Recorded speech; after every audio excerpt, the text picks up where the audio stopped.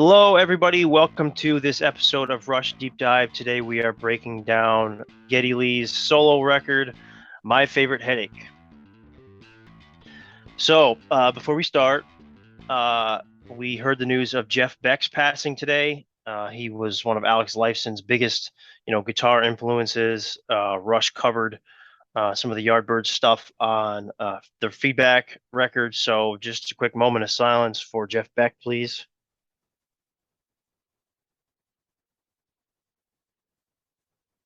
Thank you. So, first and foremost, My Favorite Headache. This was released November 14th, 2000. And the personnel featured, of course, Geddy Lee on bass, voices. This is right from the liner notes, by the way. So, on bass, voices, piano, guitar, programming, percussion, and whining. Featured Ben Mink, who has agreed to join us tonight. Thank you so much. On electric and acoustic guitars, violins and violas, programming and wheezing. Matt Cameron on drums and Jeremy Taggart on drums for the song Home on the Strange. So our panel, we have Donna Halper in the top left corner, of course, discovered the debut album in Rush in 1974. We have Tim Derling from Tim's Vinyl Confessions. You can check out his YouTube channel. It is awesome. I have Ryder, myself, and Jim Benner. Across the bottom, we are all of Rush fans. And of course, Ben Mink. Rush fans know Ben as the violinist, probably most known for Rush fans as the violinist on the song Losing It from Signals, as well as strings on Faithless. Ben's an accomplished musician and songwriter. He's worked with numerous artists. Katie Lang, FM, Roy Orbison, Elton John, Hart, James Hetfield of Metallica, just to name a few. And he plays klezmer. Now, this is the first person we've ever had on this show that plays klezmer. Yeah. I grew up with klezmer. I fell in love with him the moment I found out he played klezmer. Awesome. If you don't know what klezmer is, folks, look it up, check guys. it out. It's check it out, amazing. Man. You will love it. You won't be able to sit still. You'll be dancing. I'm serious. Yeah. And 2 Grammys and 3 Juno Awards and many more awards. And as Geddy said it on R40 Live, Ben has kindly agreed to humiliate himself this evening for all of you. So this should be a very... Hey, Ben, is it true? Is it so much stuff is online that you're like, yeah, right. But is it true that you and Geddy lived right near each other in Toronto, but you never met? Yeah, that's true. About well, when he was younger, he lived about I guess a mile from where I lived. Then his family moved further north, so it was probably about an 8-minute drive. But yeah, it was all in the hood. I mean, Alex, they went to the next high school over, really. And we knew about each other, though I was working more in the folk field at that time. And so our paths really didn't cross till, probably 10 years later, though, we'd heard about each other. We knew we were both working professionally. So yes, Crazy. Same neighborhood. Small world, right?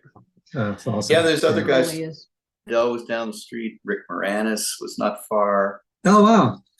Lee that's awesome. Or the harmonica player Lee Oscar from War, I think, was the first to break. What a neighborhood that must have been. Yeah, so and a lot of writers, came out of there. Everyone wanted to get out. Mm-hmm. So as in Rush deep dive fashion, we talk about, some deeper cuts from, all these records and no different here. We're going to talk about 5 different songs, that are a little bit deeper from this record. In deep dive fashion, we always talk about the album artwork as well. So we will do that. And we have some questions here at the beginning for Ben. So, yeah, why don't we just start with these questions? So, Ben, I'm kind of curious, how did all this come about, this project working with Geddy? And kind of how did this differ from working with Rush on Losing It or I guess, in the future at that point, but working with Rush on Faithless? Well, I originally met Rush and Geddy when I was playing with FM. They very much liked the band, and we were both from Toronto. We were listening to each other's records, and FM was a progressive rock group as well. And they asked us to tour with them. So we started the tour off, I think, at the Varsity Arena in Toronto. And there was a dinner, and I met them there. And we did the tour, and it was just a total blast doing the tour. I mean, the record for us was a disaster because the record company went bankrupt. So we were out there promoting a record that nobody could buy. But despite that, I had a great time. And, you know, there would be jam sessions off the side of the stage, and would relate and just make great jokes and all that. But we weren't really working together as a collaboration. When the tour ended, at some point, this is going back to Losing It, Geddy asked if I would consider playing on a song they'd written. They thought it'd be a good spot for the violin. And he sent me a cassette, and I said, sure. I said, it's, you know, I'll give it a shot. So we went to Montreal, and I was brought in as a session, you know, soloist. And so that was the purpose for that. You know, doing the record with Geddy, My Favorite Headache really came out of, he was in Vancouver, I think, just visiting or passing through. And he was at my place. We were going to have dinner. I think we had a little bit of time. I wanted to show him my new studio, which was just a, you know, nicely put together, just a garage. And I had bought an acoustic bass, one of these 4-string acoustic basses, just a generic bass that I'd like to have around to noodle on and test out parts. And he picked it up and started playing. And I think another acoustic, and we started just, you know, just noodling around with in a certain key and phrases, no music.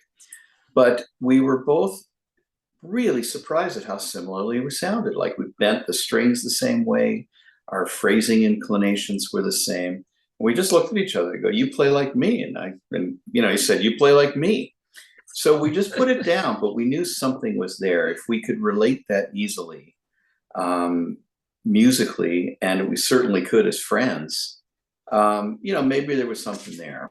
And we said, okay, let's take it further. You know, let's get together and just see what happens. And we did. And it just sort of kept happening. And looking back, it's interesting listening to the material. I mean, I hadn't heard it in a long time, and it was remastered for vinyl. And, you know, I was listening to stuff going like, how did we come up with this stuff? It's not that I usually remember parts if I'm doing other sessions. I remember, oh yeah, that's why I made that choice. That's why I made that choice. But, you know, I think we both scratch our heads and go, what happened? You know, I mean, it's very dense record, but it's not something that I would think of on my own. And I don't think it's something that he would particularly think of on his own. We just got together, laughed a lot, worked a lot, and that's the result. So Losing It, you know, my function was as a session, an electric violin soloist.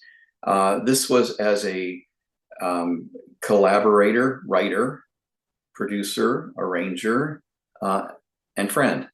And Faithless was, he gave me a call. I said, you know, we're down in LA here. We got a song, might need some strings. Do you want to do it? He sent me a cassette. I wasn't even on site. You know, I just went through it. Geddy had some string parts sketched out already, and I emulated those and then added parts of my own, sent them back, and that's it. So, you know, they were all done. Were very, very different. Faithless was exactly the opposite of My Favorite Headache, and Losing It was a one-off, you know, evening experience. So you did Faithless in LA? No, I did Faithless in Vancouver. Oh, okay. Yeah, Okay, Just on because I my- know that that's record right. was recorded in the Catskills, New York, which is not too far from me. So Oh that's why I yeah, asked. yeah. Okay, sorry. So I've got it wrong. I think they did the following one or two in LA. You know, Okay, I don't okay, I got you. recorded. I'm sure you're right. But There's something- I was in Vancouver. I remember taking my laptop up to Whistler and doing it a bit up there. There's So- something you said, Ben, that just really struck me, and it's something that we've talked about before. The guys in Rush were friends.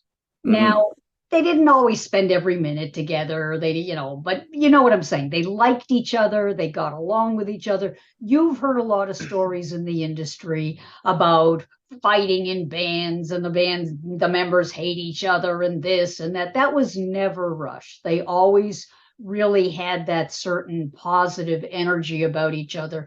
So what was it like for you recording with a friend of yours? I mean, you and Geddy are friends, and that had to be different from just being a session player where you're in it like because somebody paid you and you're there and you do your thing and you go home.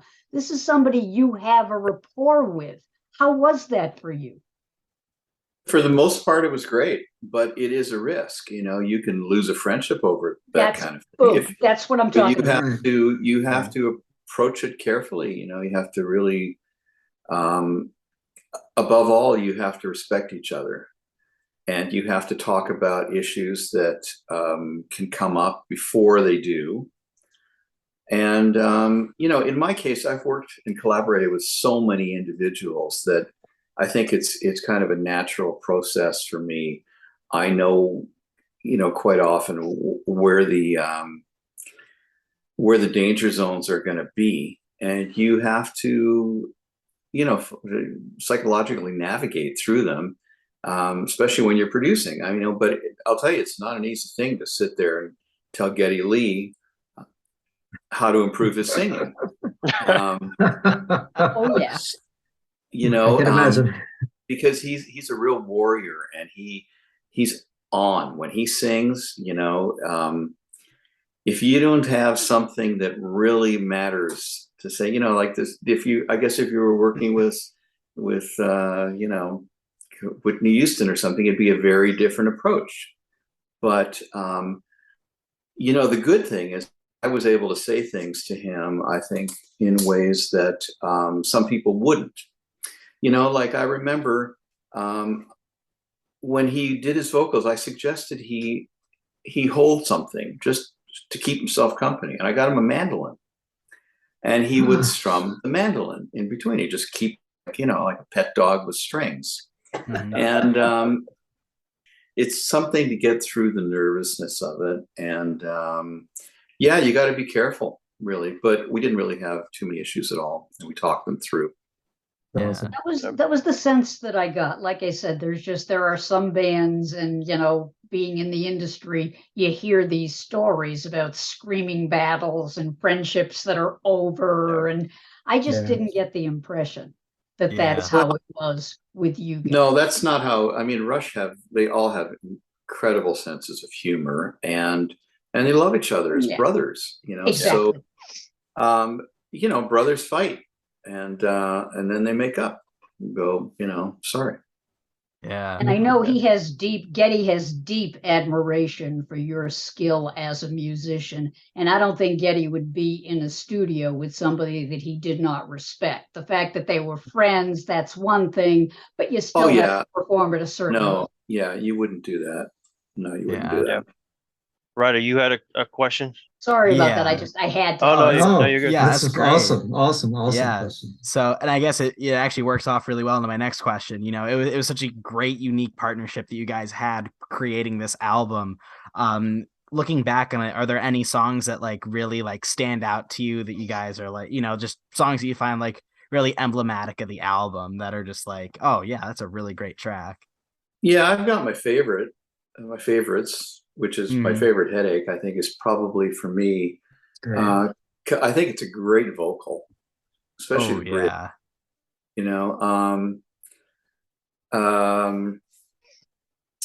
I got to remember the song titles. Let me see. I think I wrote them down here.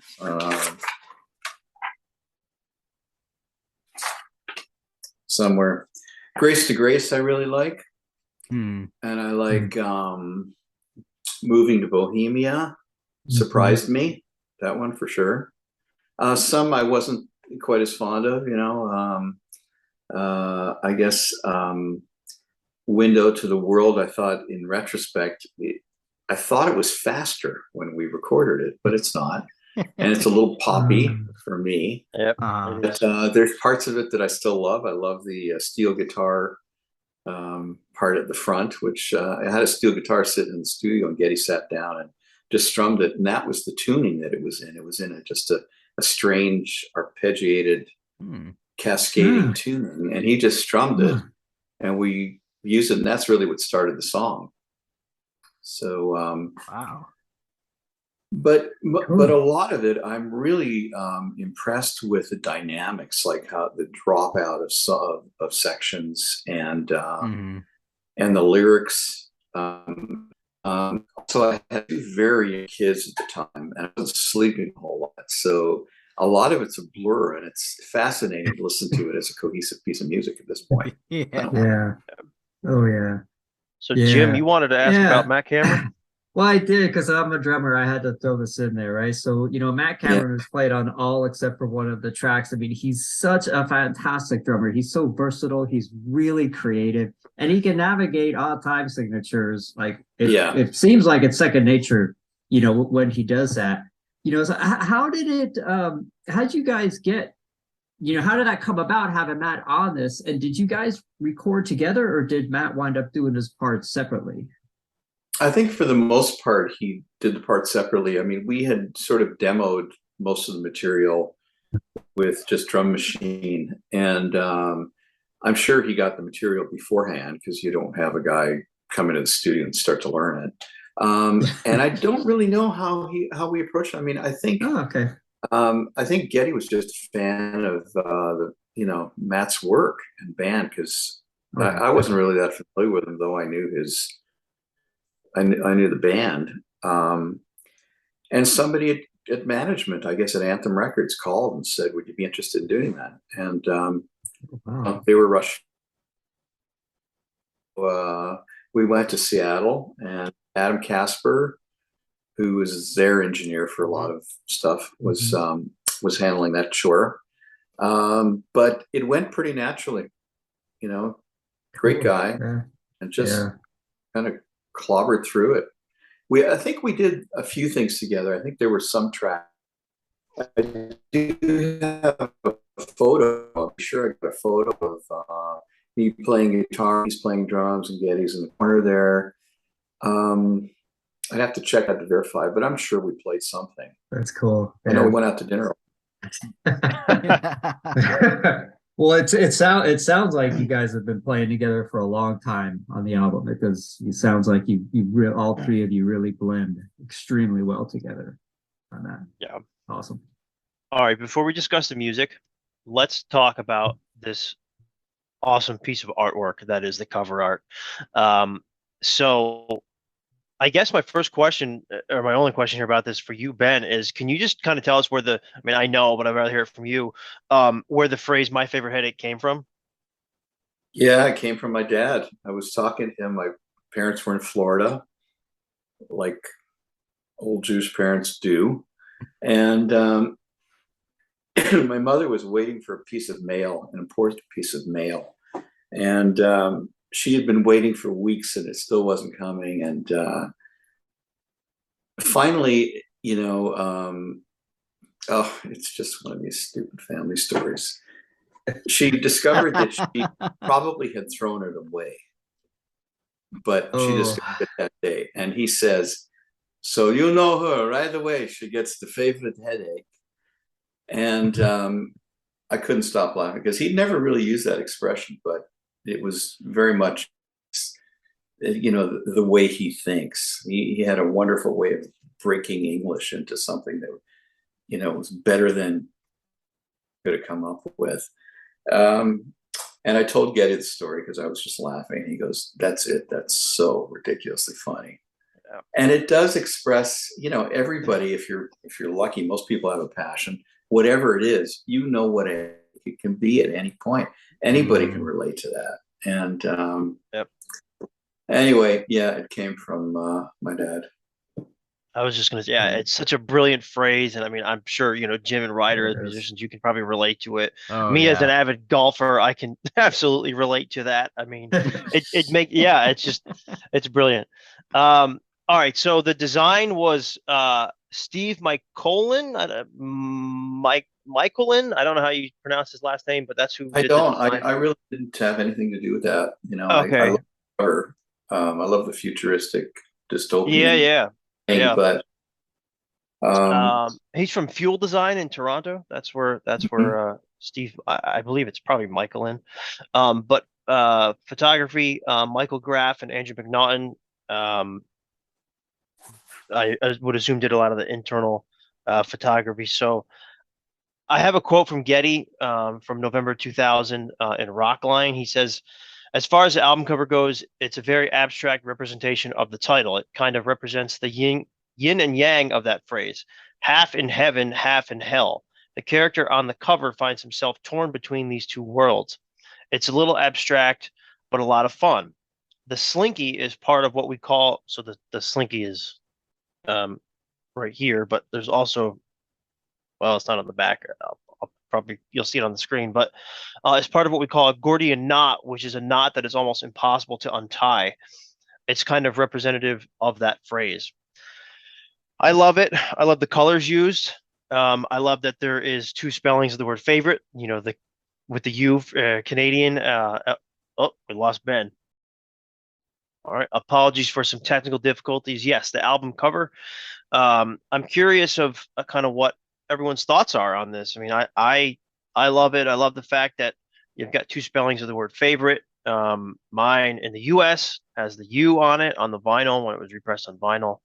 YYZ, YYZ type of thing. I just love I love what it represents. I love the whole yin and yang aspect and how it ties into, the album name. So I'm curious what you all think of it. Yeah, I think it's a very there's not a whole lot of album covers that, have all these different themes going on. And I think it's really good. Once again, I think just this, the silhouette of the dude with the laser coming out of his head, or at least it looked like it to me when I first saw it, is what I thought it was. The theme of my favorite headache. But I think I just associate these colors with the music so much. People talk about hearing colors. I'll use the album Close to the Edge by Yes as an example. That green of just the whole album cover, it makes me think about that music. This album cover, I think perfectly, encompasses the music, what it is, and just kind of its general sound. I just think it's really great.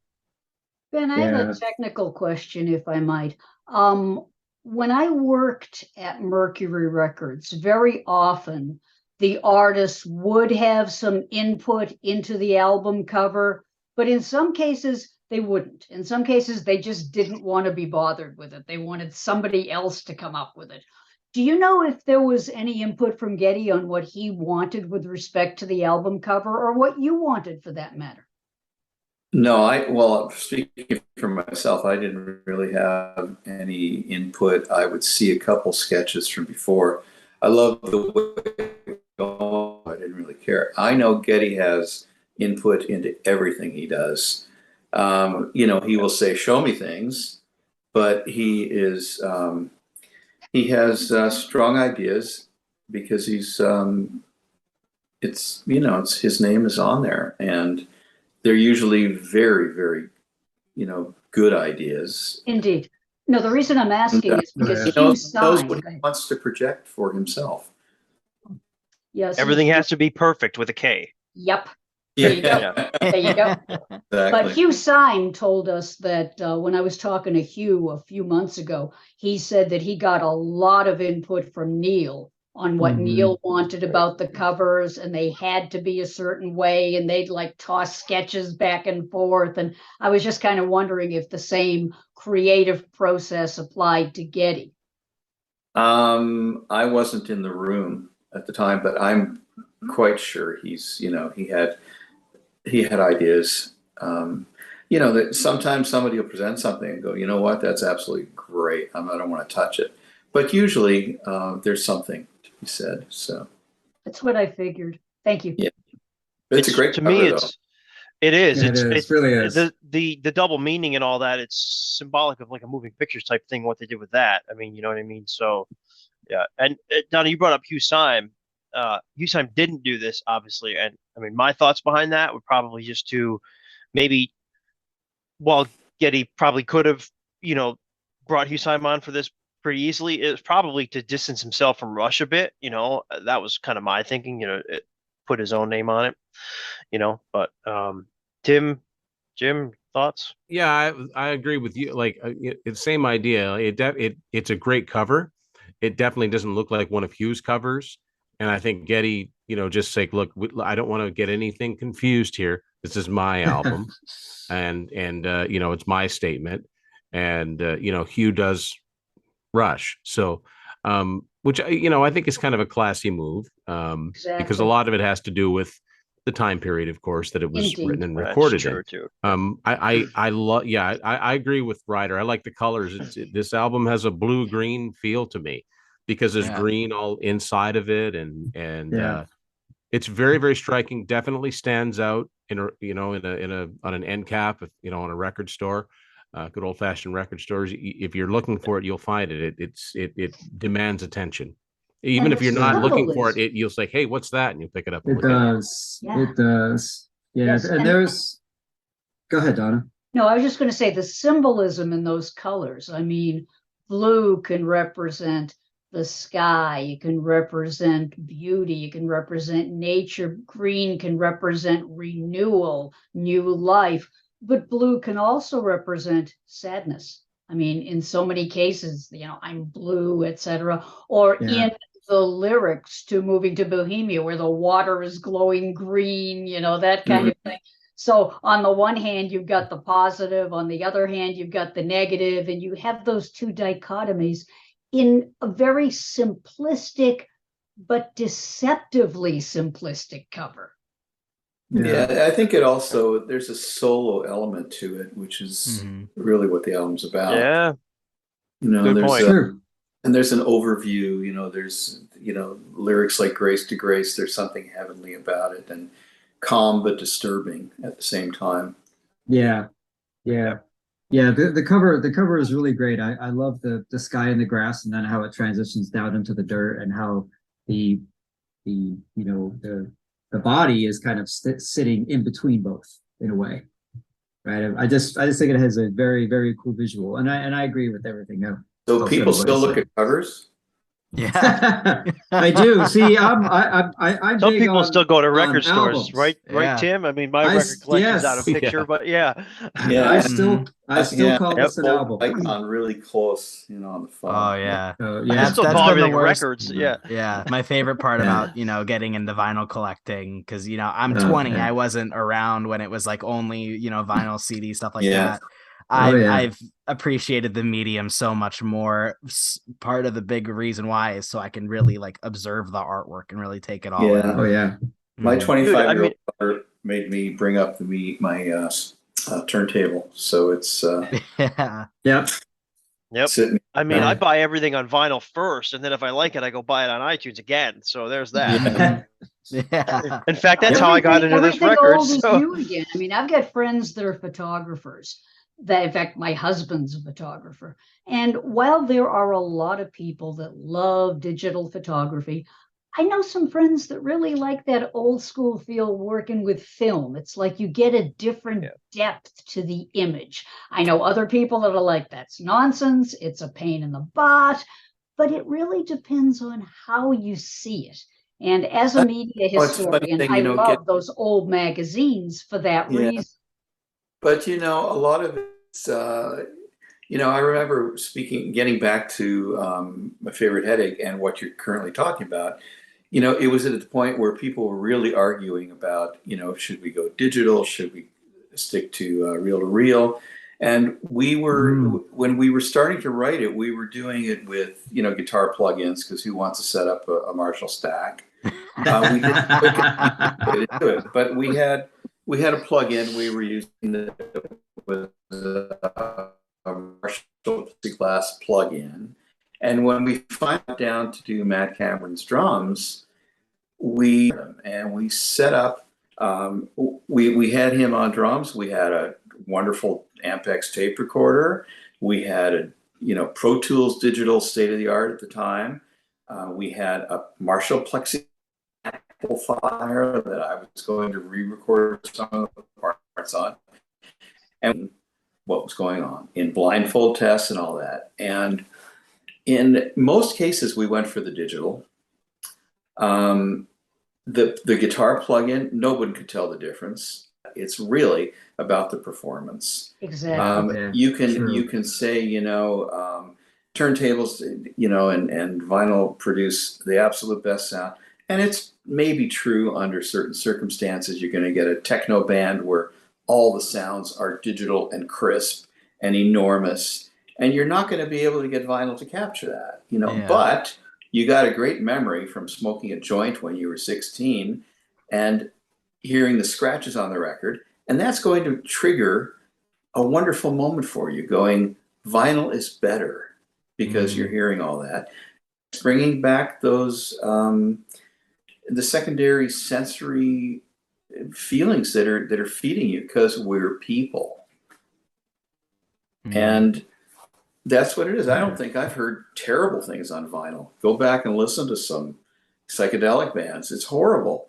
It shouldn't even be recorded, but it wouldn't sound any better or worse on digital. It's just. And sometimes, and so much music is experiential anyway. I mean, I remember as a former DJ, every city I was in when I played certain songs. I mean, when I hear them, it just takes me back. And maybe some of it's aged real badly, and you sit there and you go, ew, why did I even like that? Whereas other stuff, not because of my relationship with Rush, but most Rush music has aged very well. Okay. And I'm not saying this because you're sitting here, but most of your stuff has aged very well too. Okay. How you played in the 80s sounds as good as how you play now. Okay. And I'm not saying that like there's been no growth. I'm saying I can listen to something from X number of years ago and it just sounds like, yeah, that could have been recorded yesterday. There's Thank you. I mean, I think what you try to go for, if you've, you want it to be timeless, whatever year you make it in. So, like I remember listening to when wah-wahs came out, I go, you know what? It's cool, but I don't want to use it because it's going to date the record I'm doing, unless it's a comedy record, So you try to not do that. At least that was something I did. It was something Geddy Lee. We wanted to use very organic, naturally produced sounds that you can't put a date on. And hopefully that it'll have longevity as a result. But listen, there's an emotional tie to all music. Everyone's got it. That's why they have nostalgia. Absolutely. We've frozen again. No, okay, it's back.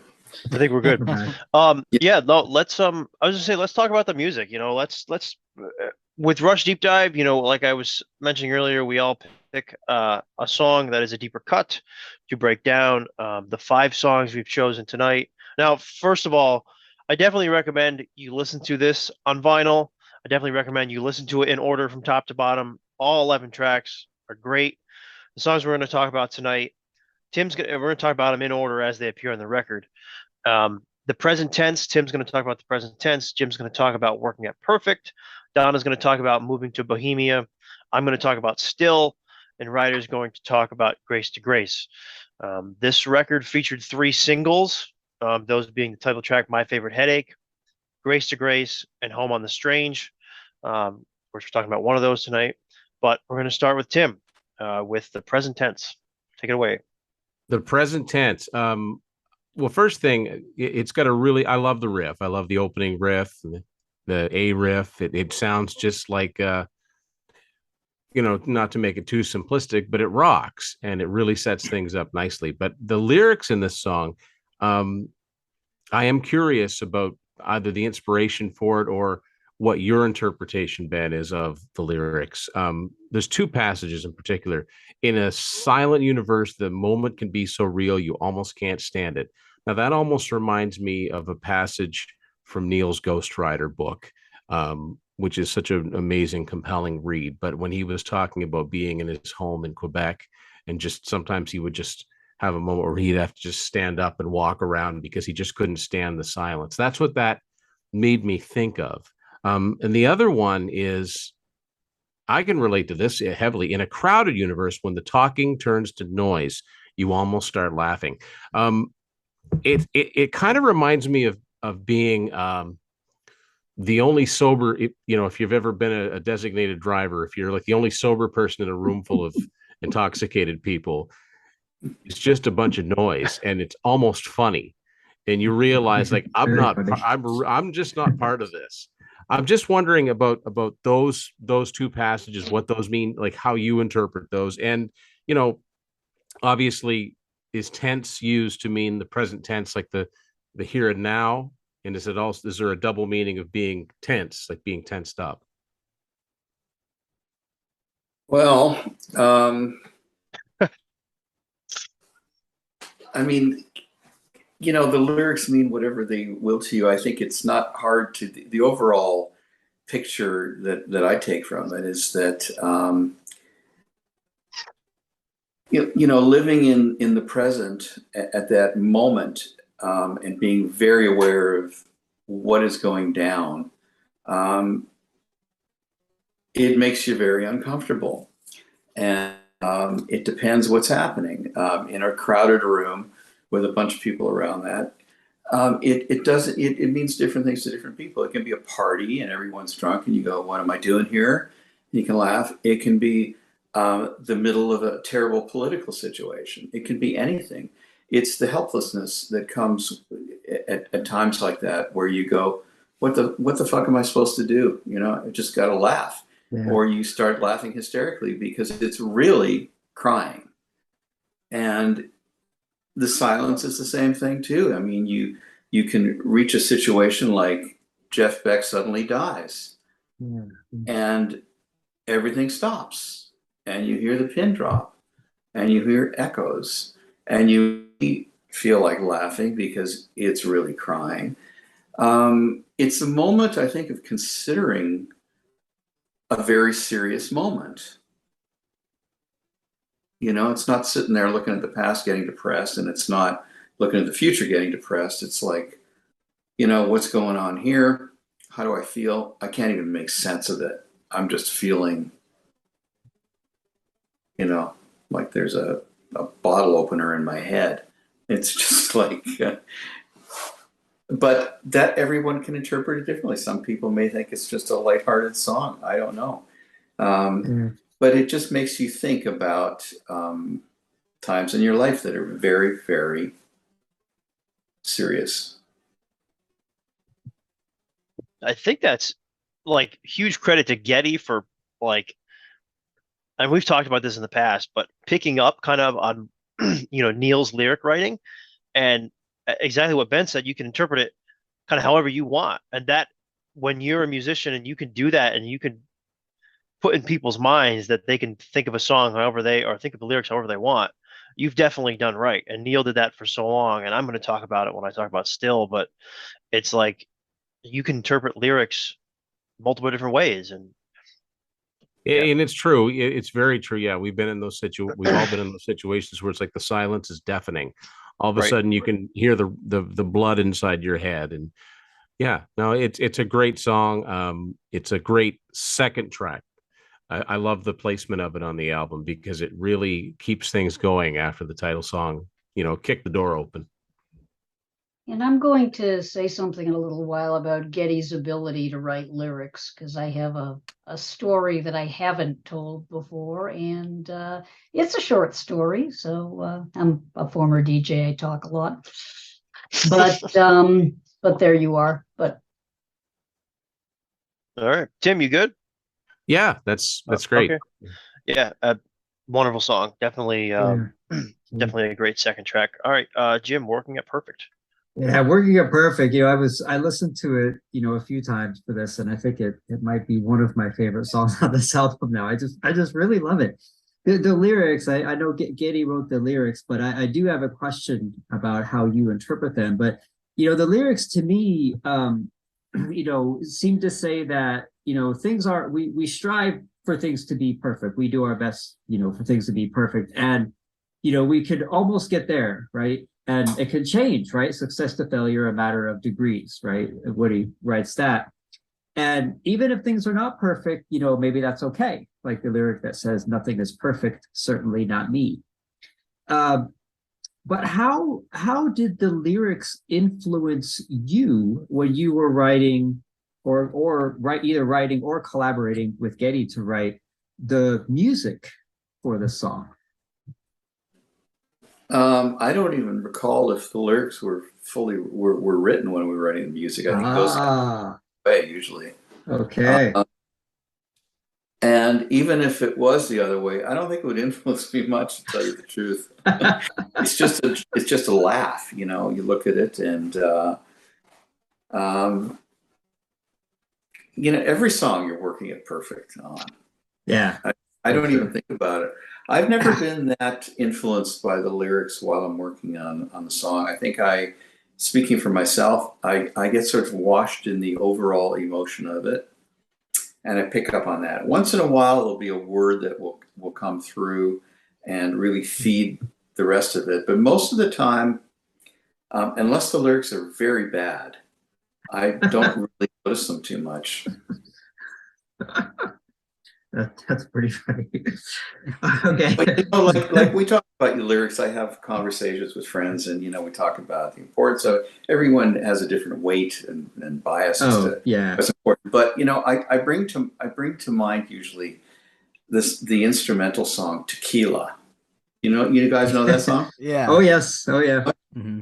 Where it goes dun dun dun dun dun dun dun. Tequila. Now everyone knows tequila's there. If you took that lyric out, it would be a different song. It probably wouldn't have been a hit. Yeah. But good point. That means something to me. Yeah. Yeah, but when I listen to music, I always focus on the music before I focus on the lyrics. And this mid-tempo track is really, really full sounding. And I love the fact that the guitar doesn't sound like a typical rhythmic guitar. There's a lot of melodic phrasing in there too, and just the blend that the guitar, the what I could tell is multiple guitar tracks. I'm guessing it was a challenge to try to pick those out for my drummer brain, right? This how they blend in with the bass track is really, really great. And I thought that the combination of Matt and Geddy is just amazing. They blend together, they support each other, they complement each other throughout the entire song. And I also like that there was, well, at least again for my drummer brain, right? That there's a bridge that doesn't really seem to have a typical guitar solo piece. It's very musical. Addition of a lot of strings, and the strings in the chorus as well is different. But when you do something like adding the strings, right, you're showing that creativity and that difference there. What kind of makes you think, hey, let's do something like that, let's do something that's different? Or maybe that's just kind of the way you always write. I usually don't think about it too much before. I just sort of put it on, grab an instrument, and just start doing it. And I never write out what I'm going to play. I make it up as I go, and I see it visually, and I'll maybe do one line, and while I'm doing that, I'll go, it'd be great to have cellos on the first 3 notes of this, just to hold it down, to work with the bass. I'll do that kind of thing, and then I'll listen to it again. I'll go, because I'm working in the computer or live that way, and I just sort of see it as a large landscape work, you know, and occasionally I'll make a note to myself, but um, I like surprising myself. I like just starting to do it. You know, sometimes you'll do something and you'll write strings for, you know what, it's good, it's in tune, it works, it gets louder here. And then I'll take it just as a joke and throw it into the verse. I'll just lift the whole thing, move it into the verse. And it's like, you know, wearing, you know, a blue jean jacket to a formal function. It works great because it's blue. And you know, I have always loved to experiment. Even before the days of multi-track, I would take 2 tape recorders, or I'd have a friend sing a part and just shuffle things around.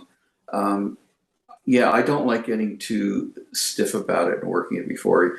You know, your imagination and your instinct is you should never underplay that. Yeah. And if you run out of ideas, you know, go get dinner and have a beer. Come back. Yeah, for sure. Yeah, that's great. That's awesome. Yeah, thank you. Thank you. Fantastic. I'm curious what the reasoning behind spelling the word perfect with a K was, as opposed to. You know the reason. Because I wanted to hear from you. Well, that's the reason. It's a joke. That's exactly what I had in mind. That's the story. It could have just wanted to hear from you. That's all. It could have been a CH and a perfect put in somewhere. But. Well, no, I mean, I think it's a lot like the album title. Like it, you know, it's just something subtle that gets you thinking, right? I mean, that's kind of. Yeah. You don't know that's how we spell perfect in Canada, Ryan? Yeah, I was waiting for you to say that, Tim. We always spell it with a K. What are you talking about? I was waiting for you to say that. Jim, anything else you want to say about this track? No, that's what I wanted to say, and that's what I wanted to ask Ben. So thank you, Ben, for all right, awesome. Indulging me with your answers. That's great. Donna with Moving to Bohemia. Indeed. So once upon a pond in a kingdom far away, when Geddy was very, very young. And we talked on a previous deep dive about how young the guys were on their early albums. I mean, 21, 22. And they were in a new city. They didn't know anybody. They were in Cleveland, And one time, Geddy said to me, he said, I'm really glad that we got Neil, because he said, I can't write lyrics. I have no confidence in my ability to write lyrics. And I'm like, really? Okay.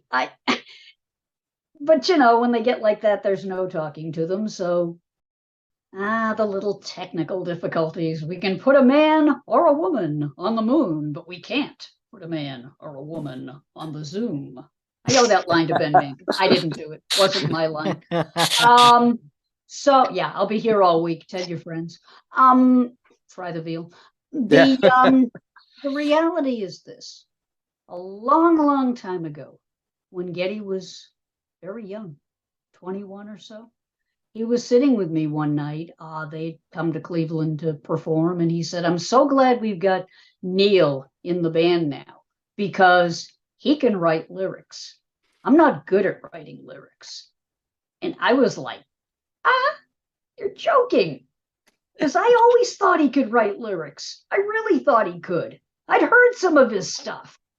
And I must say that this album proves my point. Okay? I think there are some incredibly clever things on this record. And I think Moving to Bohemia is one of them. I think it's funny. I think it's sarcastic. I think it's a commentary on society worthy of commentaries that Neil might make. And I also think that it's very clever. And Geddy, God bless you. I thought you could write lyrics before. I still think you can write lyrics. And that's my opinion. So a couple of things about Moving to Bohemia. But before I do them, I got to ask Ben. I read that Geddy wanted you to like have kind of like a Russian feel with the violin and this and that. And are there any particular composers you listened to prepare for this? Or did you just kind of have a sense from growing up in a home where maybe you heard, Russian folk music or things like that? What were the influences for you for this track? Well, I didn't sit down and consciously say I've got to hunt down Russian composers. I knew sort of what they sound like, and it was very much a part of the way I grew up. My father had a very deep Russian kind of basso voice, and he would always march through the house. And I know that music from when I was growing up. I mean, it's a dark kind of plodding march. It's black and white, really, with an emphasis on the bottom end on the bass strings, and it's all good, Volga, Volga. Yep. It's like slaves marching on the street, and so I did listen to a few composers, Dostoevsky, I think, and but I got the idea. I know what it is, and but it was very, very much a part of my house growing up. And my sister studied, violin at the Cleveland Conservatory. It was all part of what was in the house, so I didn't really think too much about it. I knew where it was supposed to go. My parents too. They had a lot of Yiddish folk songs in the house, and my mother and father sometimes would sing stuff to me that their parents remembered from the old country. Yeah, there was a very popular record in the early '60s that Theodore Bickel put out, Russian Yiddish songs, and he's on the cover with a balalaika, and we played that a lot. But not that it had orchestral parts in it, but it was the feeling, and he was a wonderful singer. It was that influence, that sound. And I'm glad you're saying this, because it's worth noting that Bohemia is not a place. Okay, yes, there is a place in Czechoslovakia called Bohemia, but that's not what he's referring to. Okay. No, I think yeah. I could be wrong, but I think Bohemia itself is a word that sort of means gypsy in Czechoslovakia. Absolutely. But it came to mean people who live off the grid. Exactly. And there were a lot of songs about Bohemia. There's actually a woman who I'm currently on Pender Island. There's a woman here, singer-songwriter, who had a big hit called "Living in Bohemia." It's funny that we're talking about it because she's just like a few miles down the street. I don't know if it was a hit in America. It certainly wasn't Canada. But it's been, the word itself, which is a wonderful word. And I used to use it all the time too, I'm sure. Yeah. The Bohemians. Yes. Yeah. And, it came out of the French in the 1860s and 70s. There was a group of artists, sort of like an artist colony, and they were all like nonconformists, and they just did their own thing. And you're absolutely right. The slang expression in France for sort of a gypsy or a wanderer. I understand the word gypsy today is politically incorrect, but I'm talking about like what it meant back then. And it was sort of somebody who was kind of wandering from place to place, not caring what other people thought, not worrying about conforming to society's norms or anything like that. Yeah. And it came to be called La Bohème, and the Bohemians. That's right. And got picked up in the States too. I'm sure there was one in Canada. Wasn't there an artist colony in Canada too? And, all the time. And it came to generally be called Bohemian, which later, like hippies. The connotation grew negative. But the people that were part of this movement, they just saw themselves as people doing their own thing. And they did not care what other people thought.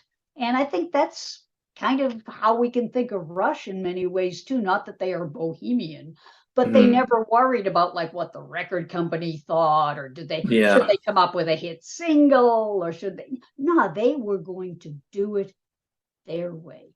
Yeah, and they certainly did. Yeah. Absolutely. So, if we're looking at the lyrics, and I'm going to be real brief with this because, like I said, the humor and the sarcasm and the contrast between where the air's not clean, where the water's glowing green, where the dogs are mean. I'm moving to Bohemia. And again, Bohemia is not so much a place, it's a state of mind. Absolutely. And if you put yourself into that state of mind, if you are the kind of person who is willing to be unique and be yourself, just to choose to be different and have that be okay with you, I've got a feeling you're going to love what you find. When we're on TV, where the money grows on trees, where the beer is free, moving to Bohemia, it's not a utopia. It's not some imaginary place. It's a place where you can free yourself, okay? And this whole thing about where the literature's obscene. A lot of the Bohemians, because they were artists, they were writers, they were sculptors, they were poets, they were accused, particularly in France, but also in the States, they were accused of obscenity. And they were like, yeah, whatever, So here you are. If we go to Bohemia, if we are in that state of mind, I had a dream that you had a different face, that you're not worried about how you look, that you're not worried about how you're supposed to act, that you are able to just feel you're free. You're going to like what you find. And he's going and he's taking you along, You can come with him on this journey through this song. And that's one of the reasons why I love it, because I hear it not so much as like this sarcastic look at society. I hear it as an invitation, okay? Free yourself. Create your own Bohemia. You're going to like what you find. I think it's reminds me of Mr. Tambourine Man. Absolutely. Listen, it's where I wanted to go. I'm sure it's where Geddy wanted to go. And you could be singing the song to your mother, It's like, you got to be you. Absolutely. There's a better place out there, You're not really destined to be an insurance salesman or an accountant. And, music offered that way out for a lot of people, and some like, Alex had one of his first guitar teachers in our neighborhood. A wonderful guy. He taught him his first guitar stuff. Later on, he went into, became a psychiatrist and left music, but he never left wanting to be a musician. I mean, I knew him here in Vancouver, and he had a room set up and all the guitars and everything, but he was a very well-respected psychiatrist. And a friend of Alex's right till the very end. He passed away, unfortunately, a couple of years ago. But he craved Bohemia, and he lived it, to the level he could. And it's a state of mind. You're absolutely right. And and that's why he keeps repeating, "I had a dream. I had a dream. Yeah, I had a dream." Yeah. But it doesn't have to be a dream. Okay. No, just one very quick thing here, which is other people on this webcast know that I'm a cancer survivor, 8 years by the grace of God. Okay. And it was a dream in previous generations that anyone would recover from cancer. Okay. I mean, it was like, you got cancer, you were dead, end of story. Today, there are so many people who are recovering, who are living their best life, who are doing the best they can. And to have that dream, to be able to dream of a better place, a better face, a better life, a better way of being, that is where the music takes us. That is where Geddy was trying to take us. And I'm very grateful that he did. Absolutely agree. That's all I get. That's all I get.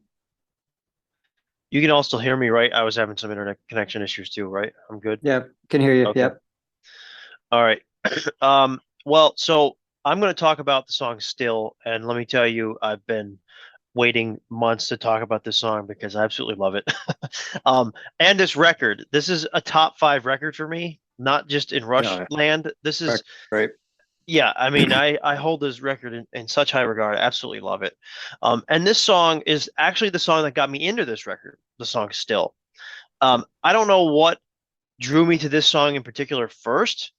Perhaps it was just maybe the one word title. I was like, that's kind of unique. Let me listen to that. But once I heard Geddy's vocals on this song, I was hooked. I was instantly hooked. Now I know, Tim, you said on a previous episode of Rush Roundtable that Geddy's possible peak vocal wise was Available Light from Presto. And I think the song Still is right up there with that. I think, it's just unparalleled. There's nothing like it. I think it's just top notch Geddy vocal. So as we get to the end of this record, I hear a bunch of songs about the challenges of life. That's kind of what, like, thematically I hear as we get to the end of this record. And I think this song's really no different. I think, Geddy was probably going through some challenges of his own during this time with Rush, with everything that was going on with Neil. And because, Rush was a majority of Geddy's life. And I think I interpret the lyrics of this song a couple different ways, but one of the things that I think of is, I just picture Geddy like it. This song brings the storytelling is so good that it brings this image in my head of Geddy literally standing on a hill, looking around and reflecting of his past, his adventures with Rush and his adventures in life, and kind of pushing through, right? And I thematically and lyrically, this song, I get Time Stand Still / Hold Your Fire vibes. I know we had just talked about, Hold Your Fire on Rush Roundtable, but I get these types of vibes of, stop, pause, kind of look around, enjoy the moment, but, also holding your fire, which is brought up in songs like Mission. You can put your goals on hold and on pause and pursue other things, but you can always come back, which in the case of Rush, that happened, right? Vapor Trails. Now, we always talk about, and Donna, you really brought this to my attention way early on in Rush Deep Dives, where Neil repeats lines that mean a lot to him, right? Geddy does that multiple times in this song. He intentionally sings, "These moments will pass." And he sings that multiple times.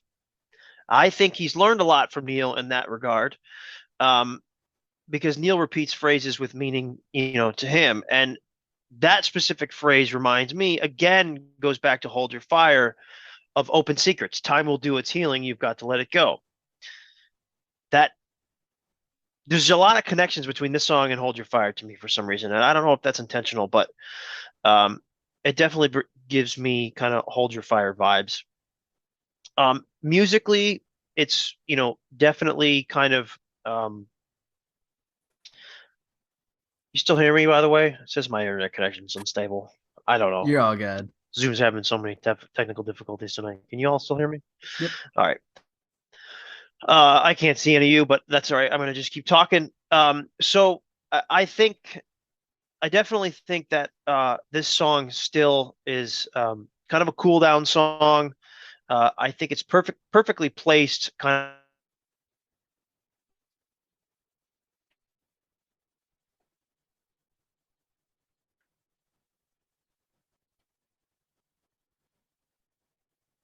of. Ooh.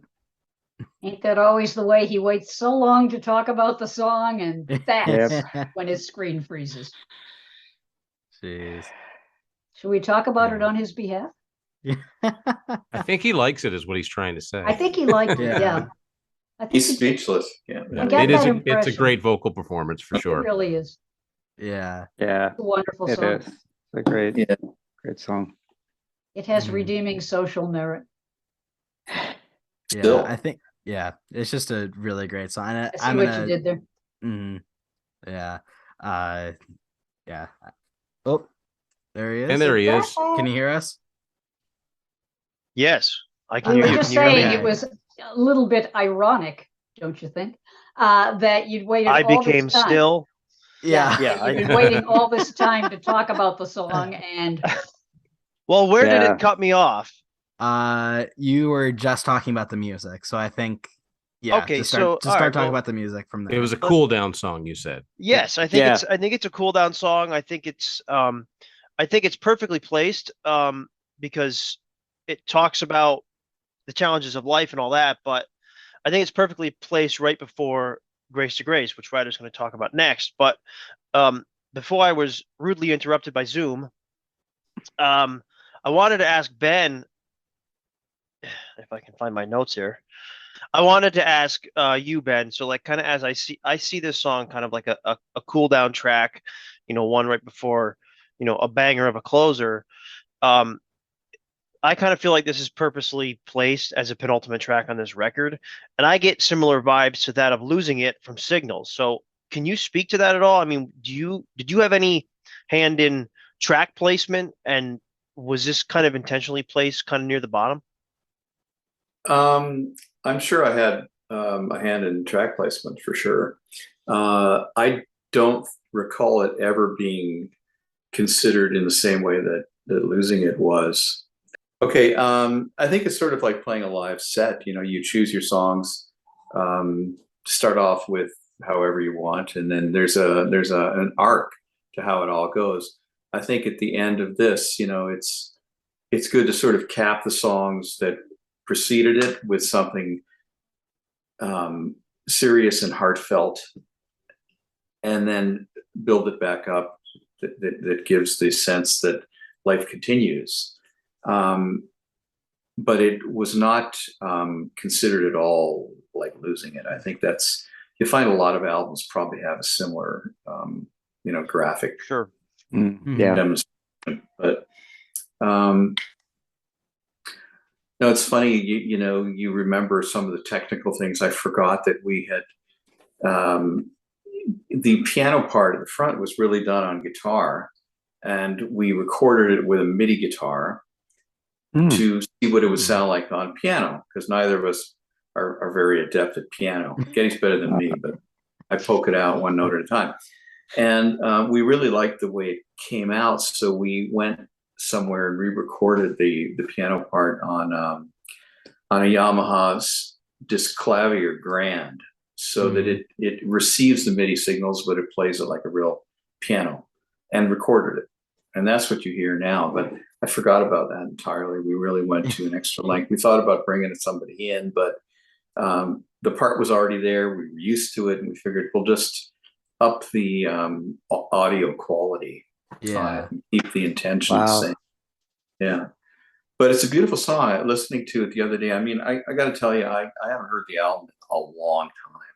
And I knew we were doing this interview, so I sort of I sat there with my iPhone going, oh, yeah, I kind of remember that. But the melody in the verse on Still is really exceptionally beautiful. I mean, I was really taken by it. And it's funny now just thinking about, we've got the aura and resonance of Jeff Beck's death. It's hanging here. It really is, without, at risk of sounding corny.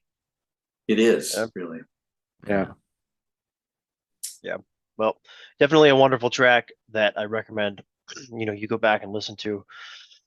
If you have not already listened to it for the first time. But so we're going to let Ryder talk about the closing track, Grace to Grace, and hopefully we can get through this without any Zoom technical difficulties, because let's be honest, Zoom technical difficulties are my favorite headache dealing with this thing and YouTube and with everything we do with our channel. So apologies in advance, but go ahead, Ryder.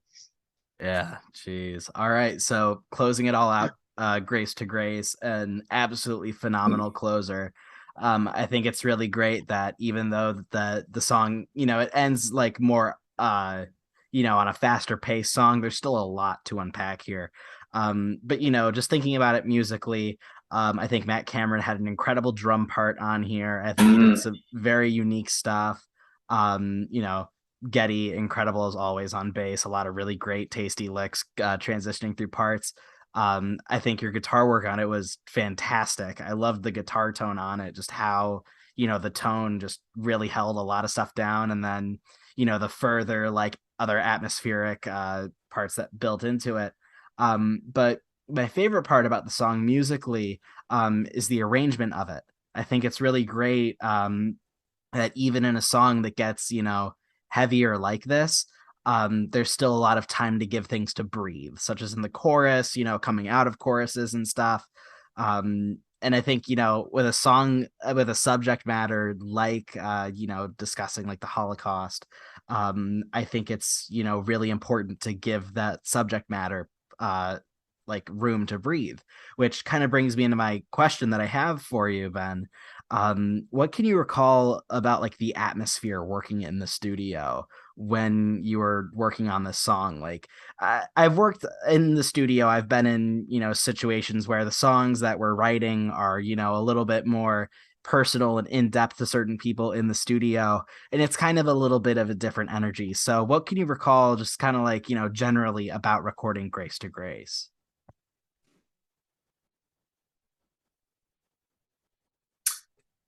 I don't think it felt much different than many of the other songs, really, to be honest. I was not, you know, the other thing is you sort of are there like plumbers to sort of just create and fix, you know, fix what's broken.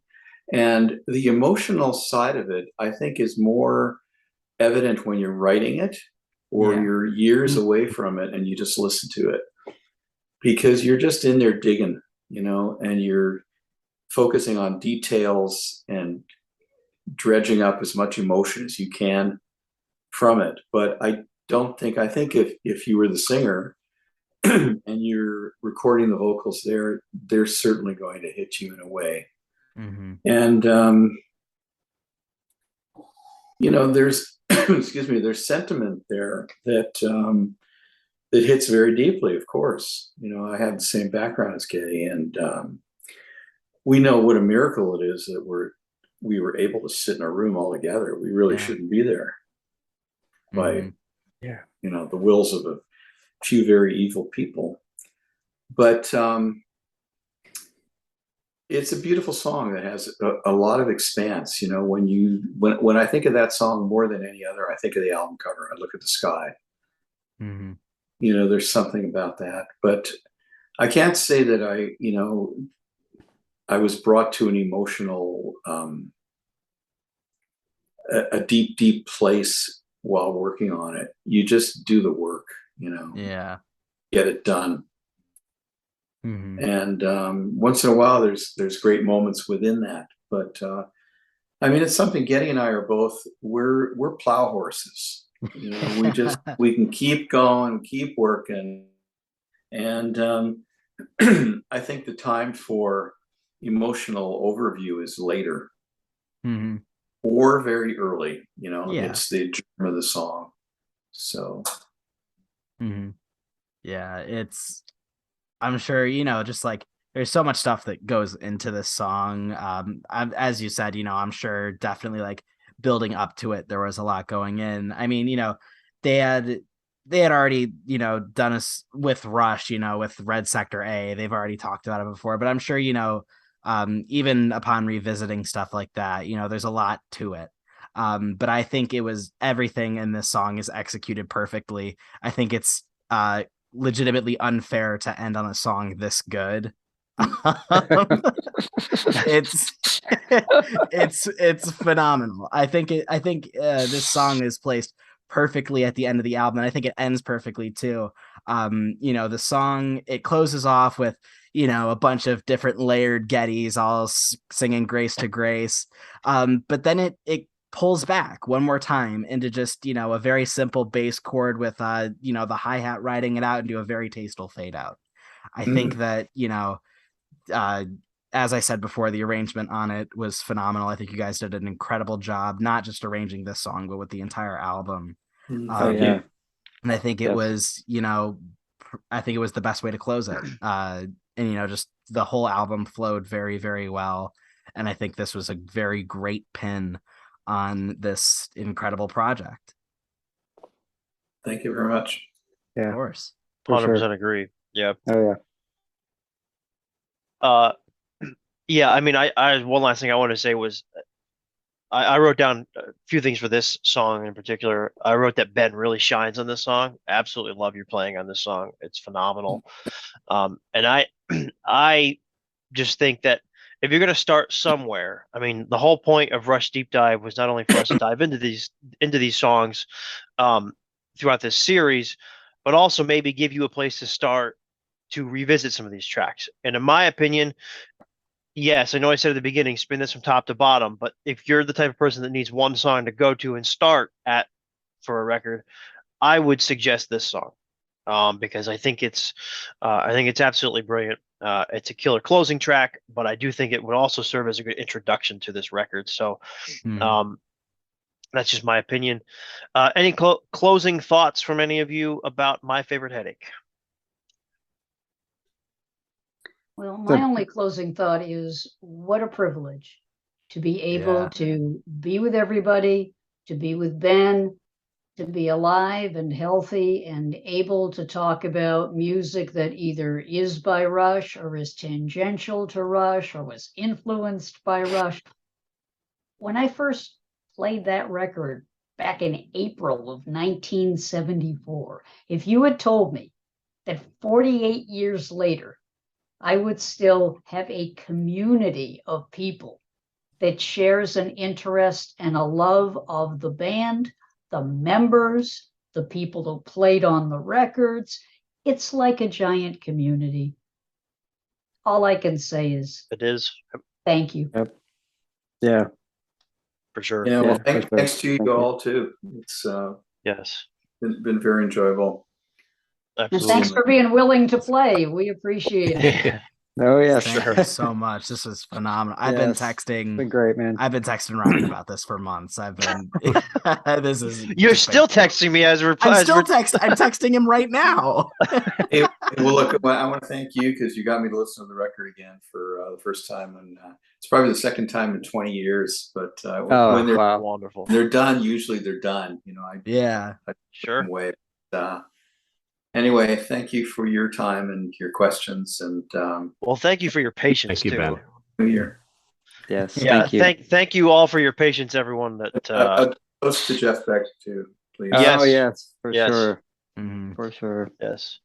And one final, since we're toasting and everything, let's also remember the memory of Neil, who, as we are taping this, we lost Neil a couple of years ago, as of a few days ago. And for many of us, that is a loss that, may his music live on, may his memory live on, and may we all be able to get together at a future date and honor him. So absolutely, I'm looking forward to doing that. Maybe good we band can do is formed there.